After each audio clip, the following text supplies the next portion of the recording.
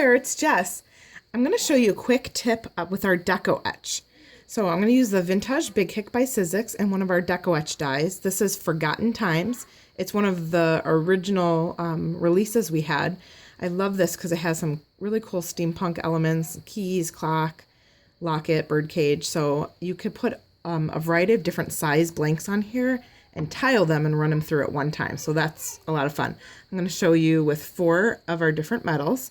So what you do is you just need to make sure that you have the solo platform shim, one of the clear cutting pads, and your die laying flat on the machine. And then I'm going to go ahead and start with some blanks. Something I like to do when I use the natural brass, it's a little bit darker for DecoEtch. So I'm going to use the metal reliefing block, and I'm just going to sand the surface a little bit to lighten it up, because with the DecoEtch you get a really fine line detail impression in the metal. And then when I add patina to it, this makes it really stand out and show up. Plus I love like the distressed look when it's sanded a little bit. You have still some darker spots and it's really pretty. So you could use a reliefing block, some different sides there, and lighten it up. So I'm going to place that one right here on this clock. And same with the Artisan Copper. You could leave it as is, but I really like to lighten up the blanks for this DecoEtch technique. Just a little bit. Go ahead and let's put that one over here on this key. And then this is Vintaj Vogue. This is solid brass, so it has like a really pretty gold finish. This oval will fit nicely right here on this key in the corner. And then Artisan Pewter, silver. This actually is really great for this DecoEtch technique. It's a softer metal, so it etches really beautifully. I'm going to put that on the bird in the cage here. Okay, so I'm going to do 4. I could add another one if I want, but I'm just going to do these 4 blanks here and show you how this works.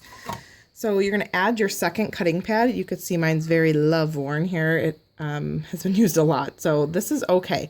Sometimes the first time people run theirs through, they're like, oh no, there's all these etch marks. That's supposed to happen, so that's fine. What you want to do though with each time you run either a DecoEtch or Deco Emboss through the machine, you could flip those cutting pads around so it just is easier on wear, because they do warp over time, and you might have to replace them then, but those etching marks are fine. It's not going to ruin the metal. So now that I have my Sizzix sandwich here, I'm just going to hold the top of the machine, run those pieces through. You just need to do it one time.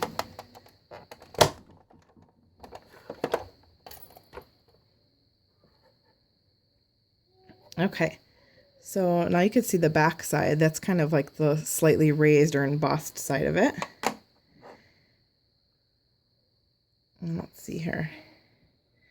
You have that nice etching, the clock.